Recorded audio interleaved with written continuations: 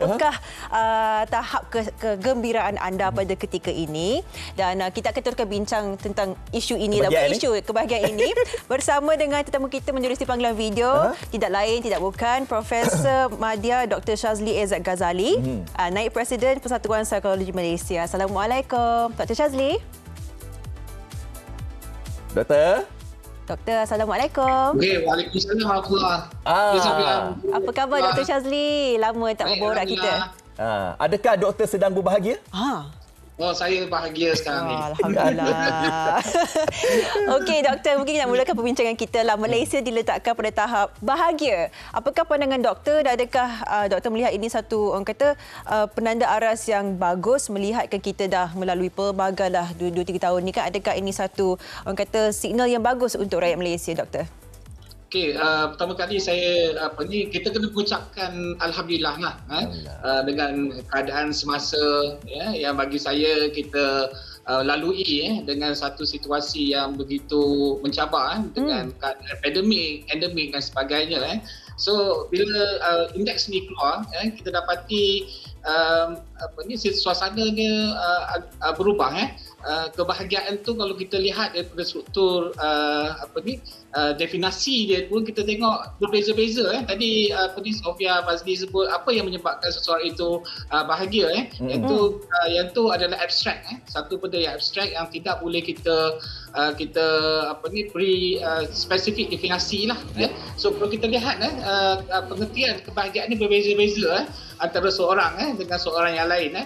Ada yang berasa bahagia kalau dia dapat makanan, yang kegemaran dia boleh pakai pakaian cantik, kalau dia ada kediaman, dia rasa bahagia. Tapi ada setengah juga rasa bahagia bila dia terlepas daripada penyakit. Dia seronoknya tak kena COVID, bahagia juga. Tak berada dalam keadaan peperangan dan sebagainya. Yang mana negara kita sekarang ni kita tengok aman. Aman dan juga damai sekali. Dan kalau kita lihat di sini, dia melipatkan perasaan. Perasaan kita, kalau saya tengok Sofia Fazli, perasaan tu aman, perasaan tu damai dan kita bergembira. Tenang. Awal tadi saya tengok gembira dan the momentum tu ada kat situ dah. Dan kalau kita lihat umumnya kegembiraan ni dia berkait rapat dengan sesuatu kejadian ataupun pencapaian yang khusus. Kita gembira, kita bahagia tu ada sebab dia. So, sebab dia yang kita berlakukan indikator ni kita dah melalui satu situasi yang mencabar dan sekarang kita melalui endemik dan kita dapat berada dalam keadaan yang kembali normal. Yang ni lah yang menyebabkan antara faktor indikator yang membolehkan kita berada dalam keadaan bahagia ni. Tengok panda tadi pun bahagia juga. Boleh makan lagi kan. Okey, doktor, saya nak melihat daripada segi indikator yang telah pun dibuat yang mengatakan bahawa perempuan lebih kata orang tu gembira berbanding dengan lelaki. Tapi kalau kita lihat indeks ini tak jauh beza pun, 6.49 dan juga 6.46. Tidak jauh beza, 0.03 sahaja. Jadi pada pandangan doktor sendiri bagi melihat perbezaan jantina ini, yang mana satu lebih gembira ini, bagaimana doktor melihatnya? Wanita ini lebih gembira berbanding dengan lelaki. Kenapa? Apa faktor-faktornya? Kalau kita lihat wanita ni dia emotional based. Wanita yang kognitif, lelaki ni pemikiran. Itu yang menjadi pusat indikator itu. So wanita bila kata paksinya adalah emosi, dia apa sahaja yang dia lalui dan signifikan dengan persekitaran dia yang membuatkan dia bahagia, maka dia akan lebih rasa seronok dan juga gembira. Kerana apa? Dia memiliki tujuan yang jelas. Wanita ni bila dia ada satu aim, dia membuat sasaran ataupun dia ada matlamat. Dan matlamat dia boleh capai. Kita tengok Sofia sendiri lah. So dia ada aim. Setuju Sofia? Dia ada aim, dia cuba mencapai matlamatnya. Bila sampai matlamat tu, dia akan rasa seronok, dia akan rasa gembira. Ditambah pula ada komponen sokongan. Ni sokongan ni sokongan sosial yang baik dengan orang lain. Ini menambahkan lagi.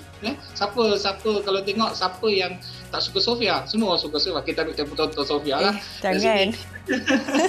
Okay. So, dengan environment, dengan aura dan sebagainya, orang memberi sokongan kepada dia. Secara tak langsung karier akan meningkat dan seterusnya dia diterima. Dan golongan wanita juga dia tak confused dari segi mengejar tujuan. Dia lebih aim. Dia lebih bermatlamat. Kalau dia hari ni pagi ni dia kata dia nak masak kuning, dia masak kuning je. Dia kalau lelaki dia banyak fikir macam mana, dia banyak dia punya elemen-elemen kognitif yang membuatkan at the end dia tak buat pun. Dia wanita bila dia fikir satu benda, dia akan secara emotionally dia akan impose kat dalam dan seterusnya dia akan melaksanakan apa yang dia nak dengan kasih sayang. Itu yang kita nak tu. Tapi kan doktor, saya rasa macam bila doktor menjelaskan bagaimana seorang lelaki berfikir, kan dia macam dia berkecamuk sikit sebab kena ada misi yang ni, kena selesaikan yang ni. Itu saya rasa saya lebih jatuh kepada kategori seperti seorang lelaki seakan-akan sebab macam banyak yang kena dilakukan. Kadang saya stres. Mungkin saya tak boleh mewakili semua wanita. Tapi kan Afad, saya melihatlah kan, nak tanyakan doktor juga, ada setengah orang ni semua cukup, ada keluarga, kerjaya yang hebat, orang kata duit pun banyak, berkepuk, macam-macam ada, tapi tetap kita, adakah anda bahagia? Jawapannya adalah tidak, ataupun mereka tak boleh jawab. Adakah ini sesuatu yang perlu diperlihatkan ataupun ada sesuatu yang mungkin kekurangan dalam diri seseorang itu? Itulah Sofia, Fazli, kalau kita lihat manusia ni dia tak pernah puas. Itu yang membuatkan kita berada dalam keadaan dia tarik kita daripada kita nak bahagia jadi tak bahagia. So kenapa bila kita rasa tak puas, kita khawatir dengan keupayaan kita. Inilah bila kita khawatir, dia akan menyebabkan kita tidak dapat mencapai apa yang kita impikan. Yang kedua, kita selalu membandingkan diri kita sendiri dengan orang lain. Orang lain ada tu, kita tak apa pun. So disebabkan oleh faktor tu, bukan dia push diri dia untuk mendapat apa yang dia nak, tidak, tapi dia lebih kepada fokus kepada membandingkan apa orang ada sehingga menjatuhkan diri dia sendiri. Ni kita tak nak lah. Yang ketiga, orang selalunya dia tak bahagia ni disebabkan dia ada impian, dia ada mimpi.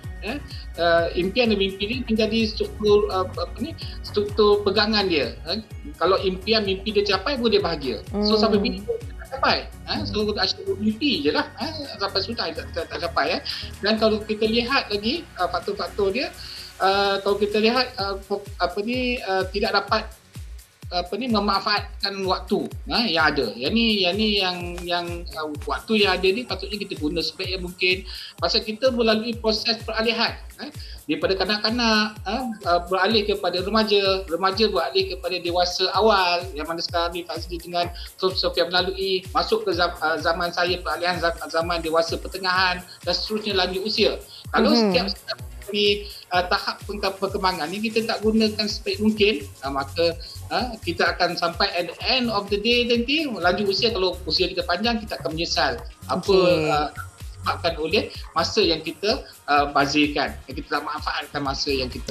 Jadi macam Fazli ni yang kita tahu memang ceria orang dia, berperwatakan yang kata menggembirakan orang lain. Jadi awak ni semua complete lah, berkepuk, kerjaya hebat, elok. Saya tak ada duit pun saya gembira juga.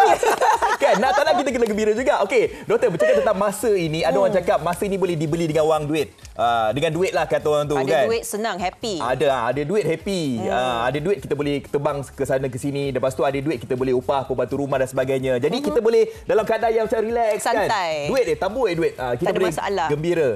Jadi apa komen doktor tentang duit ni boleh membeli masa? Macam ni betul abstract. Ada orang setengah pasal duit dia bergaduh.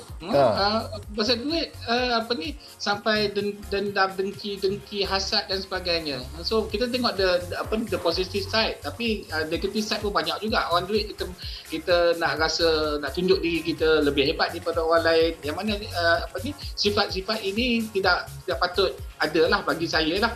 So kalau kita ada, apa yang perlu kita buat? Satu, kita kena bersyukur.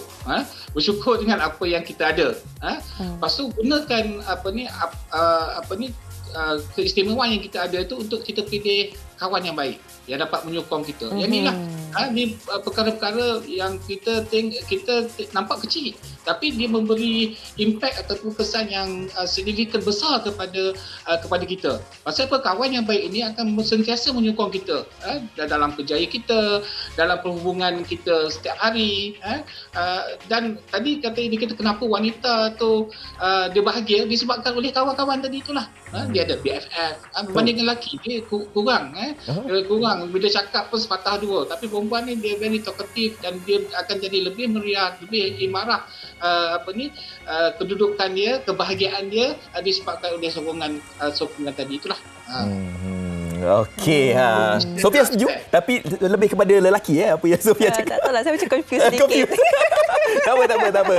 Kan? Mungkin, tapi saya bahagia. Tapi bahagia yang paling cara penting. sendiri. Ya, betul. Rakan anda apabila dah tengok Malaysia hari ini anda gembira sahaja. Senyum. Bahagia. Yang mana belum senyum sekarang ni senyum. Senyum je sekarang ni. Doktor, okey, kita dah sampai ke penghujungnya. Tapi saya lihat dekat Facebook ni ada yang kata, Zahid Paan kata, kalau tak silap orang panas baran ni susah sangat nak gembira. Yelah dah panas baran nak gembira macam mana? Macam mana macam tu? Terasa pula sis ni. Kadang-kadang tak boleh nak kawal baran tu. Jadi mungkin doktor boleh bagi tip kan bagaimana nak mengawalnya dan juga bagaimana caranya untuk kita nak memberikan kebahagiaan untuk diri kita dan juga untuk orang yang berada di sekeliling kita, doktor. Silakan. Okey, tadi saya bagi tip simple je. Saya ada beberapa klien dan juga patient datang dia tak bahagia. Dia tak macam tu dia panas baran dan sebagainya. The first exercise yang kita bagi adalah kita minta dia senyum. So kita minta dia senyum, lepas tu cari cermin, dapatkan cermin, tengok pada diri dia dan tengok cara senyum. Kalau tak dia repair senyum dia. End up dia akan senyum. Okey. So hilang marah dia, reda dia punya temper dia dan sebagainya dengan hanya melihat diri dia sendiri senyum. So pasal senyum ni dia merembeskan hormon-hormon bahagia, gembira dan seterusnya dia akan membentuk mood yang positif. Yang ni kita nak ni. So indikator lain dia sedia bersenyum untuk kita kekal bahagia adalah kita bersenam. Mulalah kita start dengan pagi dengan bersenam atau belah-belah petang kita nak bersenam, kita boleh cari masa untuk bersenam kerana bersenam ni dia memberi kita tenaga dan juga memberi kita kekuatan fizikal tadi kita katanya dan yang penting sekali Sofia, Fazli dan semua dapatkan tidur yang cukup. Tidur yang cukup. Okey. Tidur ni kena dapatkan tidur yang cukup. Betul.